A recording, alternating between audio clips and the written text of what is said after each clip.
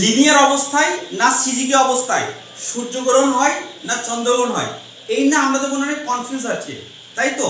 সূর্যগ্রহণ এবং চন্দ্রগ্রহণ আজকে খুবই সহজ ভাষায় বাস্তব উদাহরণ সহ একেবারে সম্পূর্ণভাবে ব্যাখ্যা করব। এই ভিডিও দেখার পর আপনাদের কোনো রকম কনফিউজ থাকবে না। চলুন প্রথম আমরা দেখে নেব গ্রহণ। গ্রহণ কাকে বলে? গ্রহণ মানে হচ্ছে এক কথায় বাধা, অর্থাৎ আপনি কাউকে দেখছেন, হঠাৎ করে মাঝখানে কোনো কেউ বাধা চলে এলো, তখন সেটাকে বলবো গ্রহণ। যেমন দেখুন, আপনারা আমাকে দেখতে পাচ্ছেন, কোনো সমস্যা নেই। এবার দেখুন তো, দেখতে পাচ্ছেন কি? দেখতে পাচ্ছেন না। আপনার এবং আমার মাঝখানে কি হলো? আমার এই হাত দুটো কি হলো? বাধা হয়ে গেল, অর্থাৎ আপনার এবং আমার মাঝখানে কিন্তু গ্রহণ হয়ে গেল। ঠিক আছে, এবার চলুন দেখুন প্রথম অবস্থায় কি, আমরা পৃথিবী থেকে কিন্তু সূর্যকে খুব সুন্দর দেখতে পাচ্ছি। এবার দ্বিতীয় অবস্থায় দেখুন, আমরা সবাই জানি চাঁদ পৃথিবী চারিদিকে ঘুরে। চাঁদ ঘুরতে ঘুরতে যখন সূর্যের মাঝখানে চলে এলো, ঠিক আছে, অর্থাৎ চাঁদ কি হয়ে গেল? বাধা হয়ে গেল। ঠিক আছে, এর ফলে কি হচ্ছে? চাঁদের ছায়া পৃথিবীতে পড়ছে। পৃথিবী থেকে আমরা কিন্তু সূর্যকে আর দেখতে পাচ্ছি না। এটাকে আমরা কি বলবো? সূর্যগ্রহণ। শর্টকাটে কি করে মনে রাখবো? চাঁদের কটা অক্ষর? দুটো। সূর্য চয়াকার দ, দুটো অক্ষর, চ আর দ। সূর্য কটা অক্ষর? দুটো অক্ষর। তাহলে চাঁদ যখন মাঝখানে আসবে তখন কি হবে? সূর্যগ্রহণ হবে। এবার চলুন, এটা কি সূর্য, এবার চাঁদ ঘুরতে ঘুরতে দেখা গেলো এক পাশে চলে গেল, অর্থাৎ পৃথিবী মাঝখানে চলে এলো। পৃথিবী মাঝখানে কি হলো? বাধা কে হয়ে গেল? পৃথিবী। অর্থাৎ সূর্য আলো পৃথিবীতে পড়বে আর পৃথিবীর ছায়া চাঁদের উপর পড়বে। এর ফলে কি হচ্ছে? আমরা পৃথিবী থেকে চাঁদকে দেখতে পারবো না। এটাকে আমরা কি বলবো? চন্দ্রগ্রহণ বলবো। চলুন শর্ট ট্রিক দেখে নিই। পৃথিবী ইংরেজি কি আর কটা অক্ষর আছে? পাঁচটা। ই একটা, এ একটা, আর একটা, পাঁচটা। আর এই যে লুনার, লুনার কটা অক্ষর আছে? পাঁচটা। তাহলে পৃথিবী যখন মাঝখানে আসবে তখন কি হবে? লুনার এক্লিপস বা চন্দ্রগ্রহণ। বাঙালিতে ভাষায় আমরা কি বলবো? গ্রহণ মানে হচ্ছে কাবাব মে হাড্ডি। দেখা গেল আপনি রাস্তায় যাচ্ছেন, কাউকে ফলো করতে করতে যাচ্ছেন, হঠাৎ করে মাঝখানে বাস চলে এলো, তাহলে আপনার এবং ওই যাকে ফলো করছিলেন তার মাঝখানে কি হয়ে গেল? গ্রহণ লেগে গেল। এবার চলুন বড়দের বোঝার জন্য একটা বাস্তব উদাহরণ দিই। আপনি যখন ক্লাস 9-10-এ পড়তেন, টিউশন যখন পড়তে যেতেন, তখন আপনার সামনে আমরা সব থেকে কাছের লোক থাকতো, আমরা একে অপরকে কিন্তু চোখাচোখিভাবে দেখতেন। তখন স্যার দেখা গেলো মাঝখানে বসে পড়লো টিউশন পড়াবার জন্য, তখন কি হলো? আপনার আর প্রিয় লোকের মাঝখানে বাধা কে হয়ে গেল? স্যার। অর্থাৎ দুজনের মাঝখানে কি হয়ে গেল? গ্রহণ হয়ে গেল। এবার দেখুন আমার মাথা, আবার এই মুখটা কি? মুখটা হচ্ছে পৃথিবী। ঠিক আছে, এই বলটা কি? এই বলটা হচ্ছে চাঁদ। আর এটা কি? এটা হচ্ছে সূর্য। দেখুন আমার মুখটা হচ্ছে পৃথিবী, মাঝখানে গেছে চাঁদ আর ওইদিকে গেছে সূর্য।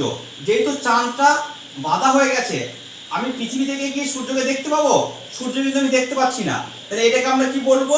সূর্য গ্রহণ। আবার দেখুন আমার মুখটা পৃথিবী, এটা কি হচ্ছে? চাঁদ একদিকে, একদিকে সূর্য। এই সূর্যের আলোটা কোথায় পড়ছে? আমার এই ডান দিকে এখানে পড়ছে, এই অন্ধকারটা কোথায় পড়ছে? চাঁদে পড়ছে। তাহলে পৃথিবীর কিছু মানুষ কি হবে? চাঁদকে দেখতে পাবে না। এটাকে আমরা কি বলবো? চন্দ্রগ্রহণ বলবো। এবার চলুন আমরা দেখে নেব পূর্ণিমা তিথি কি না। পূর্ণিমা তিথিতে কি হয়? পূর্ণিমা তিথিতে পৃথিবী মাঝখানে থাকবে। কার মাঝখানে থাকবে? সূর্য এবং চাঁদের মাঝখানে থাকবে। এটাকে বলবো পূর্ণিমা তিথি। আর এই অবস্থানটাকে আমরা কি বলবো? প্রতিযোগ অবস্থান বা অপজিশন।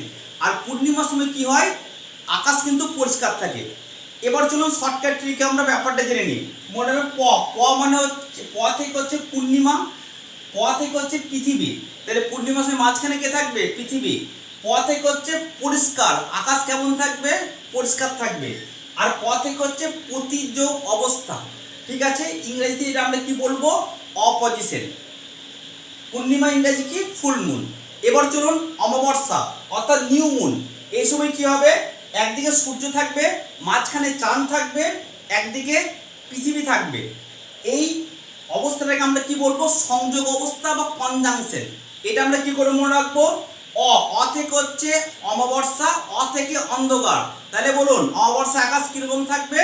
অন্ধকার থাকবে। ঠিক আছে, আর দেখুন এই অ থেকে মনে রাখবো অমাবস্যা, এই ম, ম থেকে মনে রাখবো মুন। মুন মানে কি? চাঁদ। তাহলে অমাবস্যার মাঝখানে কে থাকবে? চাঁদ থাকবে। আর একটা মনে রাখতে পারেন এই দুন্তস্থ হচ্ছে সাইড, এক সাইডে কে থাকবে, পৃথিবী থাকবে। আশা করছি এরপর থেকে আর আপনাদের ভুল হবে না। ঠিক আছে, যে পূর্ণিমার সময় কে মাঝখানে থাকবে, অমাবস্যার সময় কে মাঝখানে থাকবে। ঠিক আছে, আর এটা যদি আমরা বলেছি কয়ে প্রতিযোগ অবস্থা, কয়ে পূর্ণিমা, তাহলে পূর্ণিমাকে আমরা প্রতিযোগ অবস্থা বলবো, তাহলে অবশ্যই অবস্থাটাকে আমরা কি বলবো, সংযোগ অবস্থা বলবো, কিংবা এই দুন্তস্থকে আমরা মনে রাখতে পারি সংযোগ অবস্থা, ইংরেজিতে হচ্ছে কনজাংশন। চলুন এবার আমরা সিজিগি এবং লিনিয়ার এই দুটো পয়সনের পার্থক্য বুঝে নেব। দেখুন সিজিগিতে কি থাকবে, সূর্য চাঁদ পৃথিবী একই লাইনে থাকবে। আমরা যদি ওপর থেকে দেখি তাহলে সূর্য চাঁদ পৃথিবী কিন্তু একই লাইনে থাকবে। লিনিয়ারে কি হবে, লিনিয়ার ক্ষেত্রে কিন্তু সূর্য চাঁদ পৃথিবী কিন্তু একই লাইনে কিন্তু থাকবে।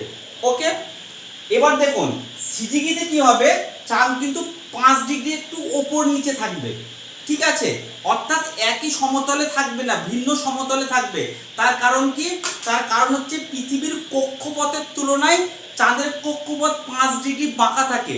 কিন্তু লিনিয়ারের ক্ষেত্রে কি হবে, সূর্য চাঁদ পৃথিবী কিন্তু একই সমতলে কিন্তু থাকবে।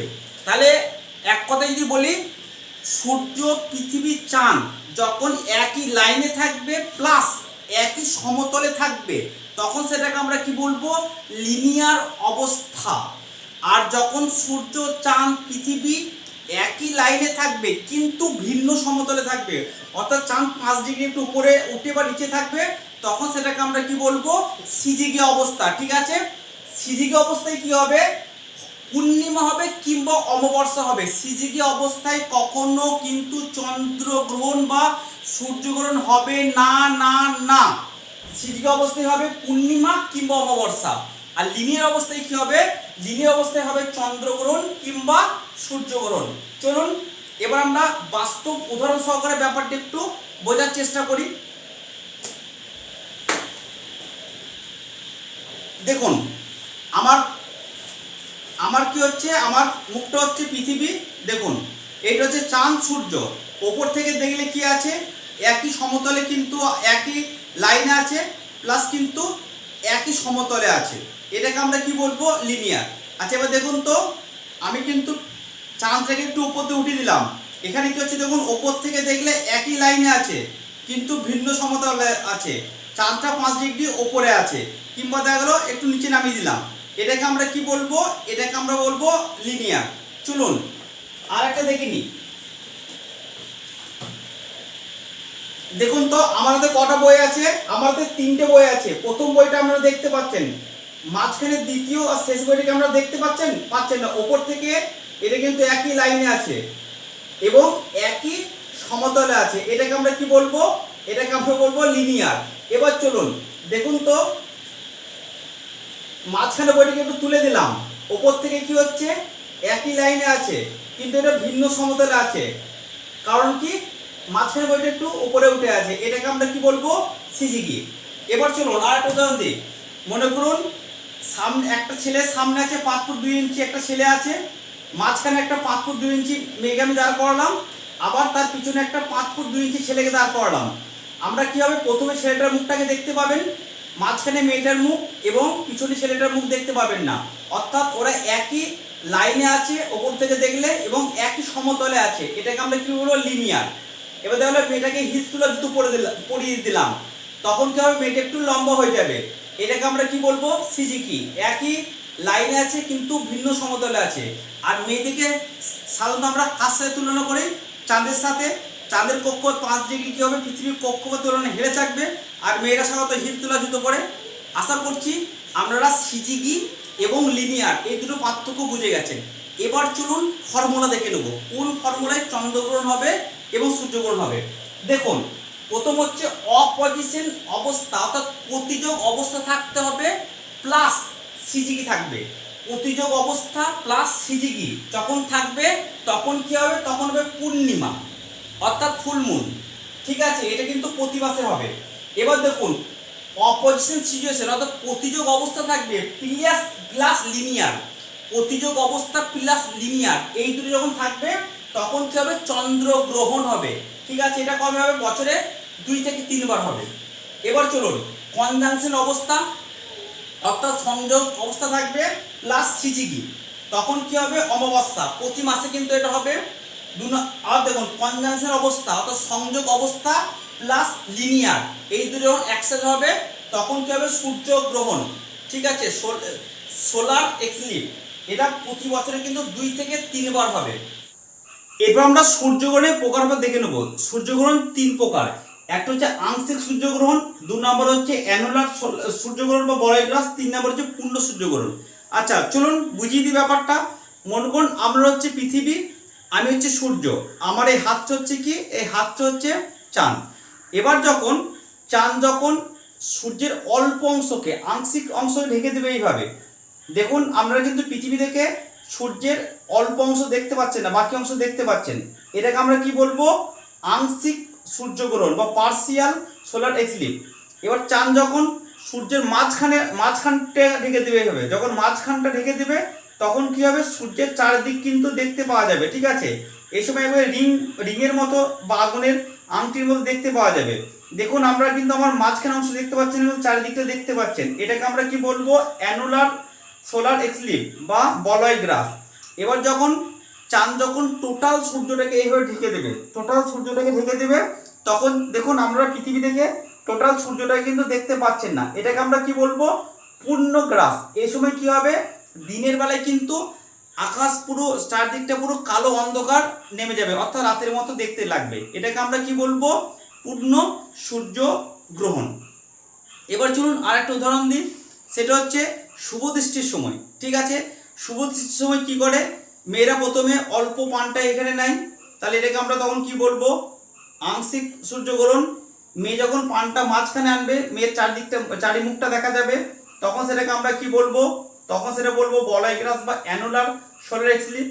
যখন টোটাল মুখটা মেয়ে পান দ্বারা ঢেকে দেবে তখন সেটা আমরা কি বলবো পূর্ণ সূর্যগ্রহণ বা টোটাল সোলার এক্লিপস। ঠিক আছে, আর যখন পান পাতাটা সরিয়ে দিবে শুভ দৃষ্টি হয়ে যাবে তখন কিন্তু সূর্যগ্রহণ থাকবে না। আর তারপরে কিন্তু সূর্যের যে তেজ সেটা কিন্তু ছেলেটা বুঝতে পারবে, কারণ বিয়ে করার পর আলো নাই, পটল নাই, ডিম নাই, এই কথা শুনতে শুনতে কিন্তু তখন ছেলে বুঝতে পারবে সূর্যের কি তেজ, তখন ছেলে মনে করবে সূর্যগ্রহণ যখন ছিল সেটাই ভালো ছিল। চলুন এরপর আমরা দেখে নেব কি চন্দ্রগ্রহণের প্রকারভেদ দেখে নেব। চন্দ্রগ্রহণ কিন্তু 2 রকম, একটা হচ্ছে পেনাম্বেরা, একটা হচ্ছে আমব্রেলা। পেনাম্বেরা কাকে বলবো না, যখন পৃথিবীর হালকা ছায়া, ঠিক আছে, কিংবা আবছা ছায়া চাঁদের উপর পড়বে তখন সেটা আমরা কি বলবো পেনাম্বেরা। এই সময় চাঁদ কিছুটা ধোঁয়াটে বা মলিন দেখতে লাগবে। ওকে, এটা আমরা শর্ট ট্রিকে কি করে মনে রাখবো, পয়ে হচ্ছে পেনাম্বেরা আর পয়ে হচ্ছে পাতলা বা হালকা। আমরা বলি না মাছের একটু পাতলা ঝোল করবে, যে পাতলা, পয়ে পাতলা বা হালকা, আর পয়ে হচ্ছে পেনাম্বেরা। তাহলে যখন পৃথিবীর পাতলা বা হালকা ছায়া চাঁদের উপর পড়বে তখন সেটা আমরা কি বলবো পেনাম্বেরা। এবার আমরা আমব্রেলা দেখে নেব, পৃথিবীর ঘন কালো এবং প্রগাঢ় ছায়া যখন চাঁদের উপর পড়বে তখন সেটা আমরা কি বলবো, সেটাকে বলবো আমব্রেলা। এটা কি 2 রকম, যখন চাঁদের কিছু অংশ পৃথিবীর ঘন কালো ছায়া দ্বারা ঢেকে যাবে তখন সেটা কি হলো আংশিক চন্দ্রগ্রহণ বা পার্সিয়াল লুনার এক্লিপস। আর যখন সম্পূর্ণ চাঁদটা পৃথিবীর ঘন কালো ছায়ায় সম্পূর্ণরূপে ঢেকে যাবে তখন সেটাকে আমরা কি বলবো পূর্ণগ্রাস চন্দ্রগ্রহণ বা টোটাল লুনার এক্লিপস। চলুন আমরা দেখে নিই।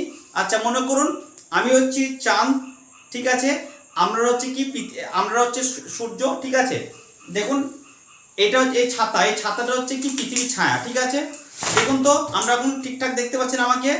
আচ্ছা দেখুন আমার কিন্তু কি হচ্ছে, আমরা কিন্তু শুধু মুখটা দেখতে পাচ্ছেন, এটাকে আমরা কি বলবো আংশিক চন্দ্রগ্রহণ। ঠিক আছে, কারণ কি পৃথিবীর ঘন ছায়া দ্বারা এই কি হচ্ছে চাঁদের, আমি চাঁদ যেহেতু চাঁদের কিছুটা অংশ ঢাকা আছে তাই এটাকে আমরা কি বলবো আংশিক চন্দ্রগ্রহণ। আচ্ছা এবার দেখুন তো আমরা কি আর দেখতে পাচ্ছেন আমাকে কিন্তু আপনারা দেখতে পাচ্ছেন না, তার কারণ কি পৃথিবীর ঘন কালো ছায়া কিন্তু সম্পূর্ণ চাঁদকে ঢেকে দিয়েছে, এটাকে আমরা কি বলবো সম্পূর্ণ চন্দ্রগ্রহণ বা টোটাল লুনার এক্লিপস। ঠিক আছে, এটা আমরা কি করে মনে রাখবো, এই আমব্রেলা থেকে মনে রাখবো U for umbrella, U for. এবার আমরা স্থায়িত্বকাল বা সময়কাল দেখে নেব না। পূর্ণ সূর্যগ্রহণের স্থায়িত্বকাল হচ্ছে 7 মিনিট 32 সেকেন্ড এবং অ্যানুলার যে সোলার এক্লিপস তার স্থায়িত্বকাল হচ্ছে সর্বোচ্চ 12 মিনিটের বেশি।